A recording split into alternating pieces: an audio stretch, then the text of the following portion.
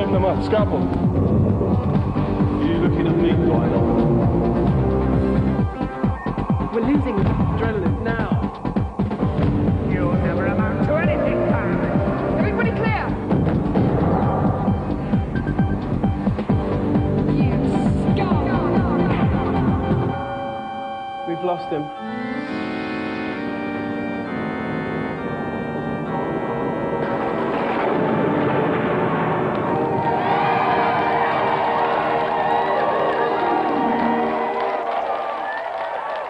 Now, Christmas is quite literally around the corner, and the cheeky, spoilt little brats amongst you may well be getting big, shiny new PCs. Of course, that's where the problem begins, because the instruction manuals that come with them are the most difficult things to understand since the 1885 All-England Difficult to Understand Championships. That's why we've called today's event PC Impossible.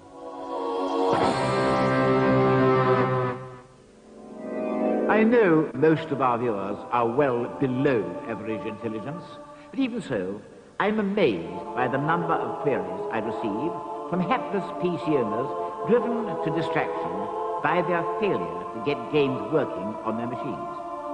Many of them blame the machine or the manuals. So I decided to put it to the test by calling on our celebrities to set up a brand new PC and get a game running on it by the end of the show. Frankly, if they can't do it with their celebrated intellect, what hope is there for our moronic viewers? Now, normally we don't like to run the risk of testing celebrities' intellect and problem-solving abilities. Today, though, we are going to make an exception, so please welcome two of the country's smarter soap stars, Patsy Palmer and Dean Gaffney.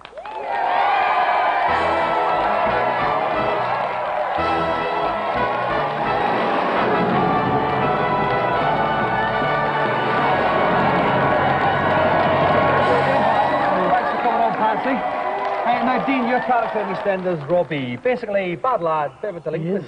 Does that lead to any problems for you in the real world? It can do when I'm out and about with my friends. People think I'm the real Robbie and they lock up everything in sight, really. Yeah, lock up their doors. Do you think you're trying to nick stuff from shops at all? I went into, I go to a couple of shops around the area and people say, "Are you going to pay for that, Robbie?" And what about Wellard, the dog? Any problems with that on set? Or does he no, he seems fine, yeah. He's very funny. He is actually a she. Oh, it's a she? I beg your pardon, I've never actually looked that closely, actually. We haven't had that particular camera angle on EastEnders yet. Patsy, I've never made any secret of the fact. I find you ravishingly attractive. I quite fancy you. Do you find that you get a lot of blokes hitting on you? Perhaps not in quite such a charming way as myself, but no, not really. Why not? I don't know. Do you wear that dress when you go out?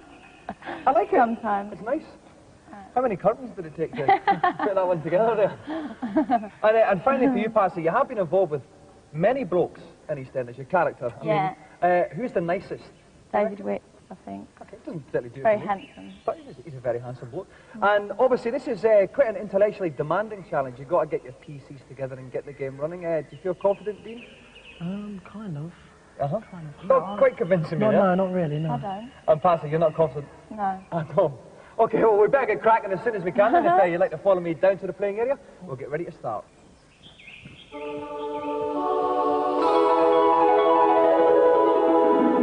The first thing our two competitors will have to do is assemble their computers. We've made it easy for them, and the computers we've given them come with the base unit and monitors already connected. They've just got to connect the mouse in here, and the keyboard in here, and plug the computer in. Hey presto, stage 1 completed, and they'll be ready to load the game, and that's where the problems will really start. Okay, so Dean and Patsy, these are your PCs, this is the game, we need you to get them all up and running. I would ask you at this point, could you put on those lovely gold earmuffs, because we will be divulging certain information throughout the show, and we wouldn't want you to hear it, because that would be cheating, and cheats never prosper. Remember that at home, kids. Okay then, if you'd like to get started then, if you can hear me under the earmuffs, 3, 2, 1, off you go. Now from now till the end of the show then to get the PC up and running and get Mech Warrior 2 to work. It's the top selling PC in Britain and one of the top selling games as well. And helping me out doing this and maybe lending little bits of advice to Dean and Patsy if they really do need it, is a man who spent most of his life wrapped tightly in cables, Kirk Ewing. Kirk, what's going to be the first problem they're going to have? Well, first problem they have, and actually they've done very well. I expect them to have some problem with the sticky tape around the boxes there, because they do use industrial strength tape in these computers. But they've done very well on that. I would say follow the instructions, use your wits, and pray to the twin gods of Intel and Bill Gates for some inspiration there. Okay, Dean's spinning around the back here just now. He's slightly ahead at this point in time.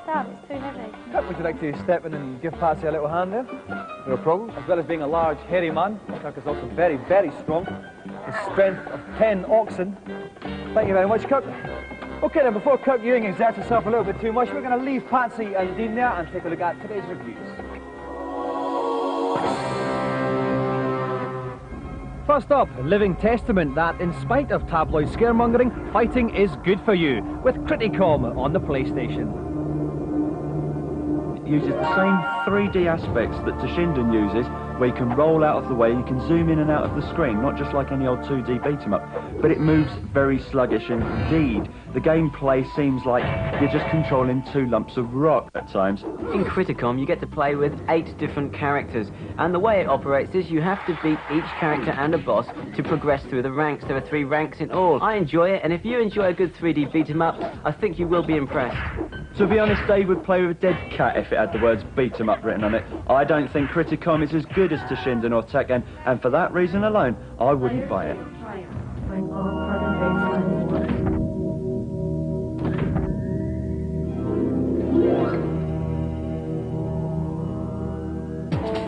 Next up, High Octane on the Saturn. It looks like Wipeout, it tastes like Wipeout, but does it smell like poo? High Octane is a space race extravaganza, very much in the same mould as Wipeout. It has cars of the hover variety, and it has tracks that you race around. And seeing as Wipeout isn't going to be out on the Saturn for some time, it's worth having a look at High Octane.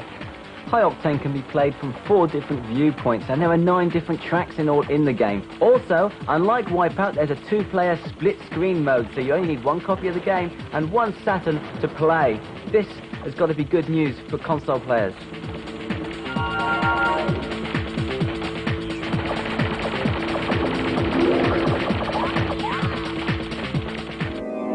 Okay, so far Patsy Palmer and Dean Gaffney are doing quite well. They've both got power on. Who actually got power on first, Kirk? Dean actually got power on first, but after a bit of just sort of basically forcing any cable into any hole at the back, he realised that something was not happening with his keyboard, so he switched the computer off and he's restarted it again. Patsy did extremely well, seemed to get everything plugged up, but somehow Patsy hasn't made it into Windows, which is a bit of a disappointment, whereas Dean is full-on Windows heavy. Okay, this is obviously stuff that everyone goes through whenever they buy a PC. Have you yourself been through these problems? I've been down these routes many times, and quite frankly, it's a pain in the posterior. Yeah. Okay then, at the moment we look at Patsy's awash with manuals and everything. This is the only tips we have given them for this. Of course, we've given them the manuals, but trying to understand them, of course, is an entirely different matter. So we're going to leave them cracking at this, and we're going to take a short break. Coming up, we're going to see if they're going to finally manage to get this game loaded before the end of the show. All this coming up after the break.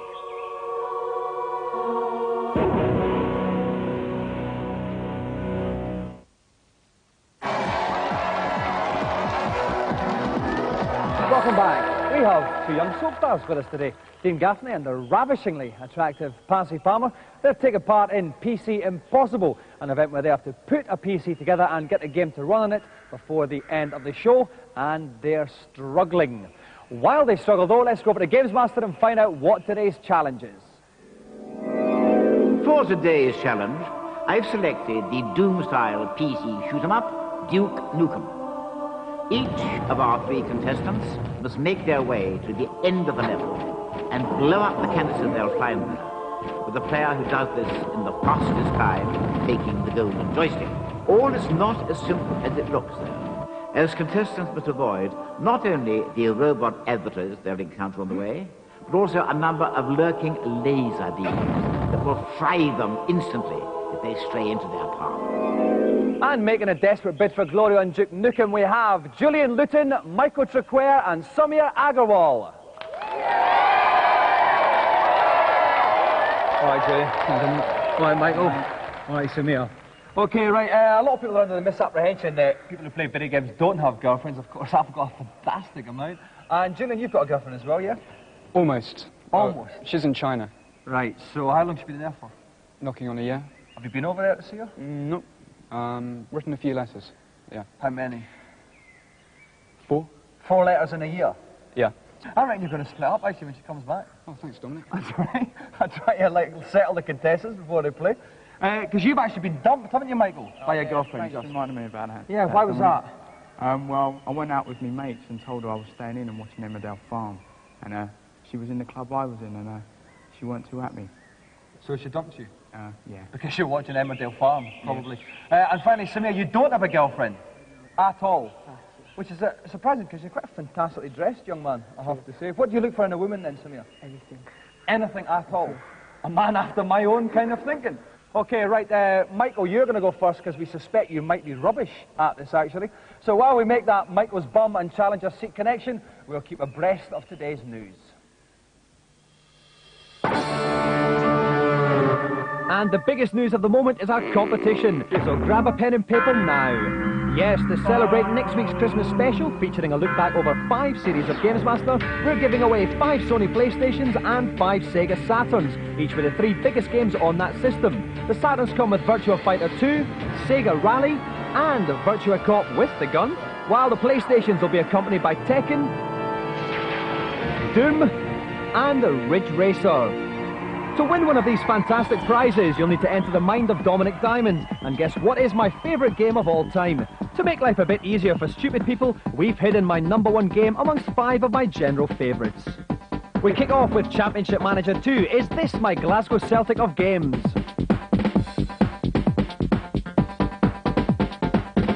Next up is Wipeout. I've said it was my favourite console game this year, but was I lying? Super Bomberman 3 has wasted far more of my time than is strictly healthy. Could this be my #1? You know I like women and football, but is sensible soccer the ultimate love of my life? That's a lovely pass. Then again, I do like a fight and I'm quite hard when I take off my glasses. Has Virtua Fighter beaten up the rest of them to become numero uno? We'll pick 10 people at random who guessed my favourite game and they'll win either a PlayStation or a Saturn with 3 games. To enter the competition, simply call 0891 114400 and follow the instructions. Calls will cost you no more than 39p, but you've got to get permission from the bloke who pays the bill. The competition closes at midnight tonight and the answers and winners will be announced in a couple of weeks. In case you're thick, we'll give you the number again at the end of the show. Michael, Julian and Samir are about to play Duke Nukem on the PC, and PC review boy Rik Henderson has helped me out. Rik, what's the toughest thing about this challenge? Well, generally they can just rush through the level. They've got to get to the end as fast as possible, but occasionally they'll meet little red lines, they're lasers, and they've got to slow it down slightly, duck or jump over them, or they'll get a nasty scar on the midriff. And you don't want that, Rik? No, you don't want that. At all. Okay, thanks for that just now, Rik. Right, we're going to have Michael going first. Whoever can get to the end of the level, past all the bad guys and blow up the canister in the quickest time will get the joystick. Best of luck, Michael. Your time starts now. So off goes Michael. One thing to bear in mind is health in the bottom middle of the screen. That's at 100 just now, but it will go down if you can't see any bad guys. So it's over the first 2 lasers, Rik. Yeah, he's had to jump over the second laser and duck under the first one. Just ignore the bad guys. That is the best tip for the first half of this challenge. Okay, so to do this, we go for 80 seconds. A good start, Rik. Yeah, it's a very good start. He's done exactly what he should do. He's got to kill these guys, or they might actually push him into that laser. Okay, oh, they're all behind him. They're all over him. And 29 seconds gone. It says pinched by the doors at the top there. I'm not sure quite what it is, but I'm sure it was a lot of fun. He's going to have to switch on the lights so he can actually see what's happening. Okay, lights are on. Oh, but he's right in the laser. He only lasted 39 seconds. Michael's challenge is finished. Let's make way for Julian. Okay, Julian, your time starts now. And off goes Julian once again, a healthy bottom screen. Here's the first 2 lasers here, Rik. What's he got to do? Yeah, he's actually got to duck under the first laser and jump over the second one. What Michael did is he did this part absolutely perfectly, but he did... Oh, no, I'm sorry, I have to drop you there because after only 12 seconds, Julian has completely blown it. He's got to make way for Samir. So, Rik, that wasn't the best performance we've ever seen now. No, he forgot that it's actually running a little bit quicker than normal because it's actually running on a Pentium, and he just barneyed straight into the laser, there's no doubt about it. Okay, then we'll see if Samir can do any better. I certainly hope he can. Samir, your time starts now. Of course, Samir, the time is actually going to be quite irrelevant because all he has to do is complete it, basically. Safely over that second laser there. He's doing extraordinarily well now. Ignore those bad guys, go up the stairs, ignore these ones. Go through the door. He's got another door coming up, and straight after this, he's got to shoot everything in there. Some more bad guys just behind him, but that doesn't really matter. But these guys do matter, Rick. These guys do matter because if they get behind you, they'll push you straight into that laser. Okay, you so don't want turn on the light. The light is on. He's going to jump over this. Now, this is where Michael mucked it up. You can actually see the grenades that he's got to collect. He's over, yes. He hasn't got the grenades yet. He's got to go back slightly and get those grenades. Okay, he's got the grenades now. He's got to block the canister. He's nearly done it. There's some bad guys there. What's he doing, Luke? What's happening? He's throwing bombs at himself. What's he? He's thrown the bomb. Is it going to block the canister? Yes, it has put up the canister. Samir has done it in 43 seconds.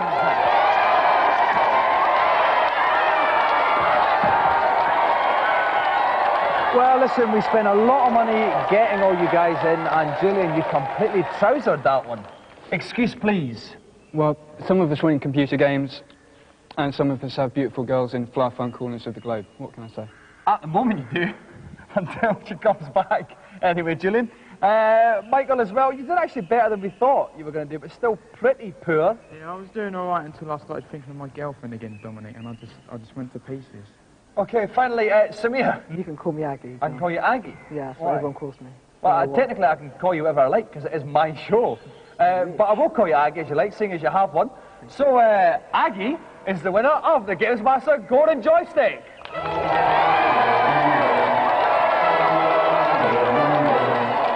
So let's another round of applause there, please, for Julian, Michael, and Aggie.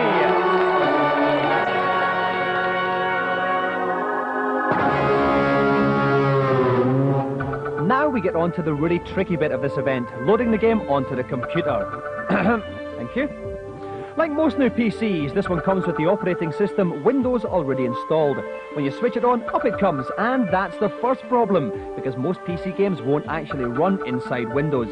So the first thing Dean and Patsy will have to do is exit from Windows like this.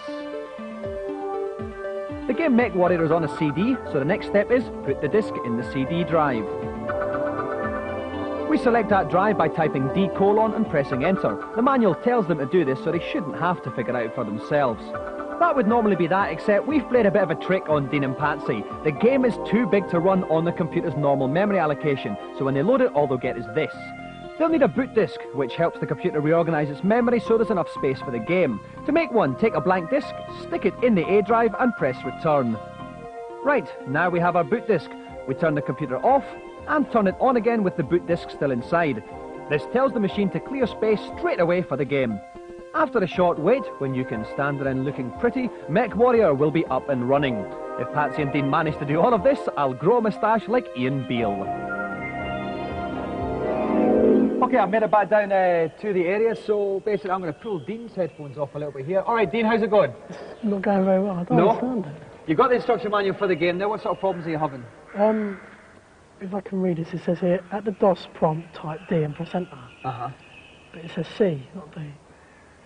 Slightly problems there, Kirk. Can you give a slight clue there then, Kirk? Well, the slight clue would be that he's actually not reading number 3 properly. If he just looked at it very closely and typed exactly what it said to type, then he might get on a wee bit quicker. Okay, has to be more literal. He's got that. Okay, headphones back on for Dean and he's on with it. Patsy, let me just take these lightly and seductively off your ears. Oh, sorry, am I pulling your hair there? Did I pull? Is it stuck to your hair? Oh no, so I've basically got no chance of pulling my hair. How are you getting on there, Patsy? Well as I thought. I've not even started it yet. So is it actually as difficult as you thought this would be, or is it more difficult? More difficult. Yep. Yeah. Kirk, any tips for Patsy then? Well, Patsy, I mean, she's actually found the right manual now, which was a bit of a problem. She was, I think she was reading something for DOS 6.2 earlier on, but she's got the right manual now. If they follow the instructions letter by letter, they shouldn't have any problem. But okay, we'll save it that. Right, Patsy, if you'd like to put your headphones back on, I hope it doesn't rip too much of your fine flame hair out before the end of the show. All right then, so about 4 or 5 minutes. Oh, that was Robbie there. Robbie's got the game installing at the moment. Now the next problem he's going to have though, Kirk, is a memory problem. Okay. This game is not going to run under sort of standard memory, so he's going to have to make a boot disk actually and run it off the boot disk, which is going to be, well, I would say, pretty tricky for him. Because we don't know that Dean and Patsy might not know what a boot disk is. I would say they've got no idea what a boot disk is. Okay then. So at the moment, Dean is much closer to what we want than Patsy is. We're going to have about maybe 3 minutes left until we have to wrap things up, and while they're doing that, we're going to take a look at today's feature. If you're worried about the problems Patsy and Dina are having, then don't, because Microsoft reckon they've got all the answers with Windows 95. Unfortunately, they've dragged us out to Seattle in the middle of the night when it's minus 10 degrees centigrade to show us. Windows 95 is the software that's intended to make using your PC that little bit easier. Unlike, say, all PlayStations, all PCs aren't the same. They can have a different amount of memory, sound cards, all kinds of stuff. In the past, to get a piece of software or a new joystick on your PC, you've needed to know all about the makeup of your particular computer. Basically now, most major software and hardware manufacturers are making their products compatible with Windows 95, meaning you can just plug it and play. Like this example of fine Freudian joystick action. Okay, this is the Exos Power Stick. It's going to cost about $139 when it's released later on in the year. What it does is it reacts to everything that's happening in the game. So if you're playing Doom like this, you'll get recoil from all the guns and everything like that. It's very good, it's very effective, but the best thing about it is, if you take your hand off it, then it will still move automatically. So you can also get quite a nice massage off it, I reckon, if you kind of put your shoulder blades behind it. Fat Boy here helped write the new operating system, which meant he was allowed to bore me with a sales pitch. So tell me, Alex, how is Windows 95 going to change the face of PC gaming? There's a huge market of people who are buying PCs who want to be able to play great entertainment. It's just not accessible to them under DOS.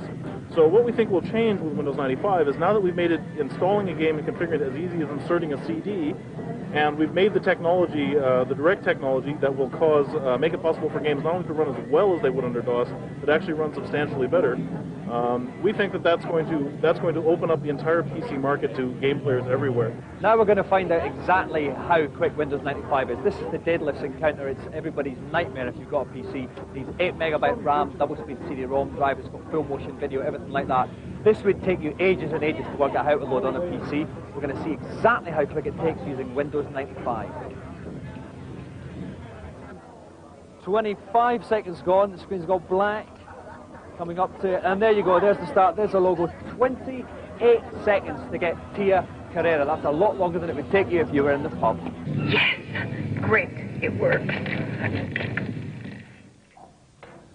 So there you go, proof of how Windows 95 could speed up the whole PC gaming process. The only thing is, couldn't they have told us this in California?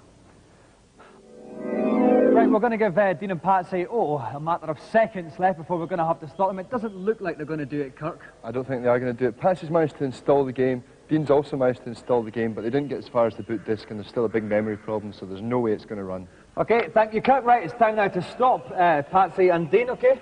Right, to stop there, take off your headphones.